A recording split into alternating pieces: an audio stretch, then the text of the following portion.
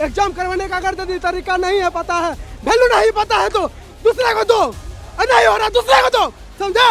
और मेरा एक दोस्त था वो सुसाइड भी कर लिया है। ये जो मेरा नीट का जो एग्जाम पेपर जो कैंसिल जो हुआ था, 1 मंथ में इतना ज़्यादा प्रेशर था, इतना ज़्यादा टेंशन था, बहुत ज़्यादा घना बाल, तो टेंशन के कारण पूरा बाल झड़ गया।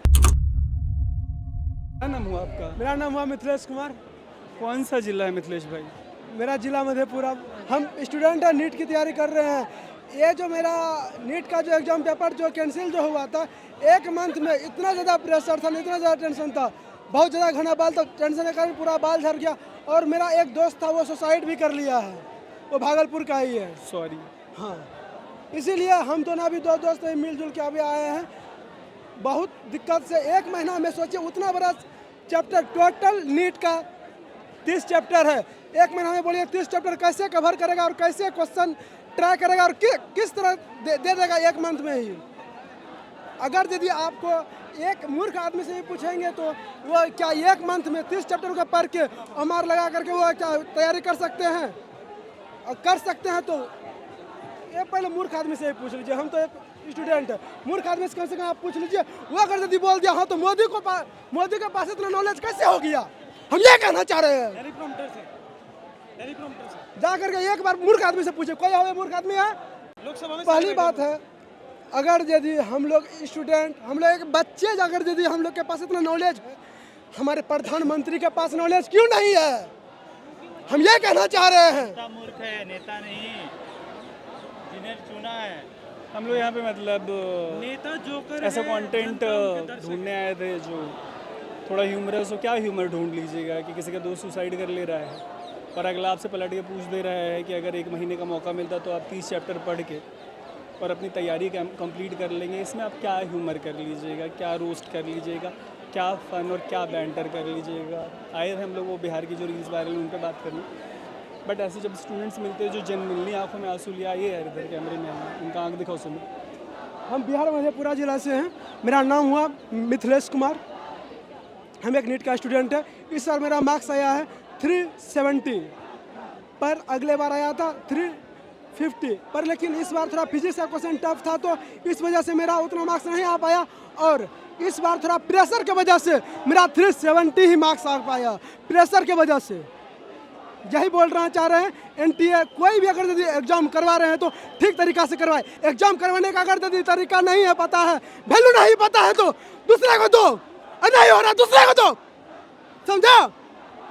नहीं हो पाएगा, मतलब नहीं हो पाएगा तो मत करवाइए। हाँ, नहीं हो पाएगा तो एग्जाम मत कर पाइए। पर ऐसे सिचुएशन में कहाँ से ह्यूमर और रोस्ट और बैंटर हो लेगा? मिथिलेश को सुना आपने, लीड के वाले जो एस्पिरेंट्स हैं? मेरा ये मुद्दा है कि एजुकेशन में रिफॉर्म लाना बहुत ज़रूरी है। पढ़ाई बहुत महंगी हो गई है, सरकारी स्कूलें बने उसमें व्यवस्थाएं लाई जाए। गरीब बच्चों को पढ़ने में बहुत दिक्कत होती है। तो आपने सुना ही होगा 90,000 स्कूलें बंद हो चुके हैं सरकारी, वो रीओपन होने चाहिए। और एजुकेशन को बढ़ावा देने के लिए सरकारी स्कूल ज़रूरी है, क्योंकि मैंने 12th 2023 में पास किया था, 3,500 फीस थी, आज 6,000 हो गई प्राइवेट स्कूलों में। प्राइवेट में बहुत ज़्यादा मुश्किल हो गया पढ़ने। घर वाले क्या बताते हैं, उनकी कमाई बढ़ी है? नहीं, 2-4 हज़ार महंगी मतलब सैलरी बढ़ती है, पर उसमें खर्चा भी तो, महंगाई भी तो बढ़ रही है, तो उस हिसाब से एजुकेशन के गवर्नमेंट एजुकेशन ज़रूरी है। हाँ, गवर्नमेंट में स्कूल खुलने चाहिए और फीस सस्ती होनी चाहिए। सरकारी स्कूल में बच्चों को भेजे तभी तो, जब प्राइवेट में बहुत महंगा है। परफेक्ट। तो इसी तरीके के ग्रीवांसेस जो कोर मुद्दा है वो सिर्फ एजुकेशन का है। मेरा नाम जसप्रीत सिंह है। तो जैसा कि नीट के बारे में तो सबको पता है, बट एनटीए यूजीसी नेट का एग्ज़ाम भी करवाती है। मेरा खुद का एग्ज़ाम लास्ट मंथ 25 तारीख को हुआ था। और एनटीए यूजुअली क्या करती है कि हफ्ते 10 दिन के अंदर आंसर की रिलीज़ कर देती है, बट इस बार काफ़ी स्ट्रेंज सिचुएशन हुई है कि इस बार हमारा महीना भर हो चुका है, ना कोई आंसर की आई है, ना कोई रिजल्ट आया है। मैं हर एक स्टूडेंट से अपील करना चाहूँगा कि प्लीज़ इस इशू को और उठाइए, ताकि एनटीए पे दबाव बने और एनटीए जल्दी से आंसर की रिलीज़ करे।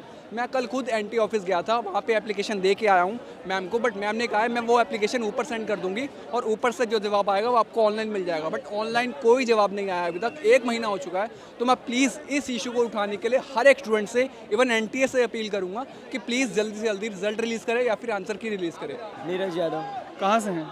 सिवान बिहार। क्या करना है जंतर मंतर? प्रोटेस्ट करना, किस वजह से नीरज भाई? पेपर लीक हुआ था, नीट पेपर लीक हुआ था। तो उससे आपको पर्सनली कोई तकलीफ हुई है? आपके आसपास के लोग प्रभावित हुए? पर्सनली तकलीफ नहीं हुई, लेकिन भाई बहनों को तकलीफ हुआ है। इस देश को तकलीफ़ हुआ है और 21 बच्चों ने सुसाइड किया है।